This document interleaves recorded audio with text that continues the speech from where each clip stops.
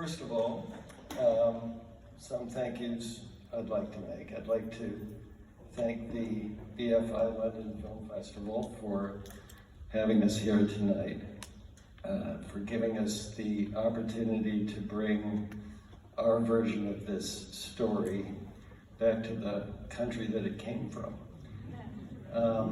And I've had some great collaborators on this project that I also want to thank. This is the first film that I made without my brother.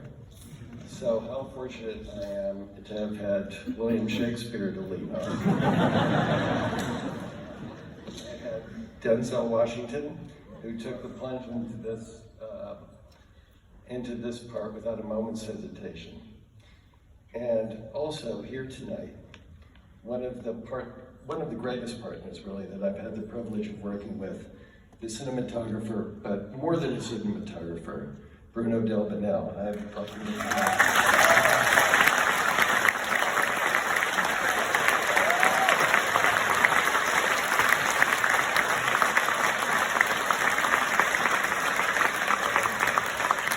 And finally, someone who's been my partner for the last 38 years, who played Lady Macbeth when she was 14 years old, and said that she would play it again for me.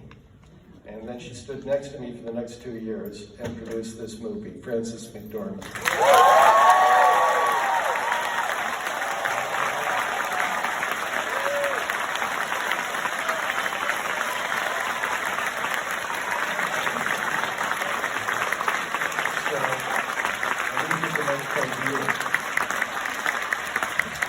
Hello, London. Thank you for having us. We are delighted to be here. And now I would like to introduce some of the company who are here tonight. Our captain, Ralph Ineson.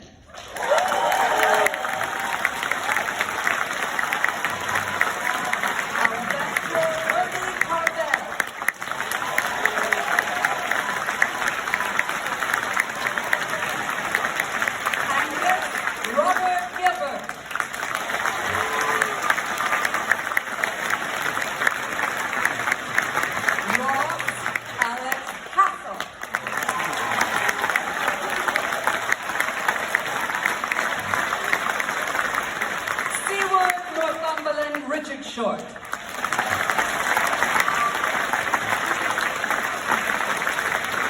Malcolm the Prince of Cumberland, Harry Melling.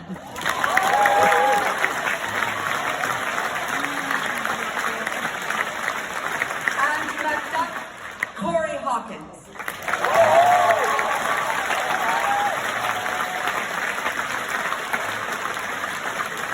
And which number 1, number 2, and number 3, Catherine Hunter.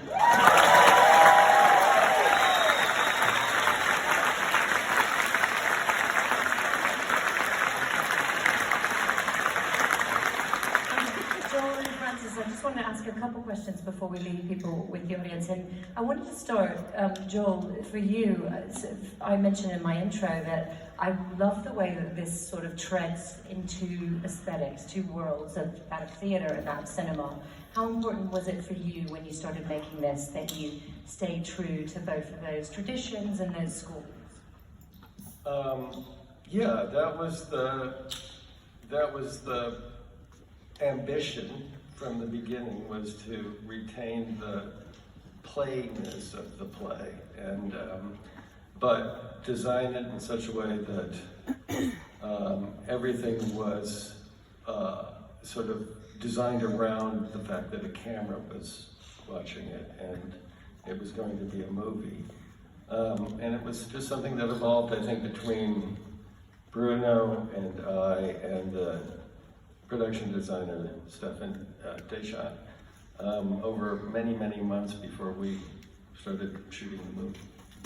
And Frances, what I loved from hearing you guys speak at the press conference today is this was a collective effort. This was a real sort of beautiful group effort. How much did your experience in theatre did you bring to as a producer to help Joel sort of create that sort of company feeling that we feel in the work that you made? We had the great good fortune of Joel and Denzel and I worked for about, probably about 6 weeks over a period of time together. So we had our scenes as the couple pretty well locked in, and we kind of knew where we were going. And so then when we were able to gather our company, we had 3 weeks of invited rehearsal, unpaid invited rehearsal, and everyone came, mind you, everyone came. And we really rehearsed it like a play. We sat around the table, we worked with the text, we got on our feet. Joel taped out some of the topographical areas we were going to be inhabiting. And often, not everyone was always there, but sometimes we would take each other's roles, which was also really inspiring, I have to say. And one of the things that I think people are going to see that we loved about it is that you really do, there are different nationalities, different dialects, different accents, backgrounds. For us, when we saw it, we thought, you know, Joel, you mentioned that Shakespeare wrote it here, but Shakespeare is everyone's collective heritage. And I think the way that you produced it really underlines that. Was that something that you were really steadfast about from the very beginning, either one of you? Well, I'll pass it to you, but when we first met Denzel said to Joel, "What about the black and the white of the thing, Joel?" And Joel said, "Yeah, we're going to shoot it in black and white." And I said, "Denzel, I know that's not what you meant, but that's his answer, and that's as far as he's going to go."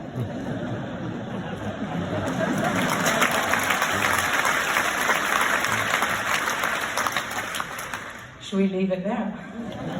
Enjoy this gorgeous film. Thank you and congratulations.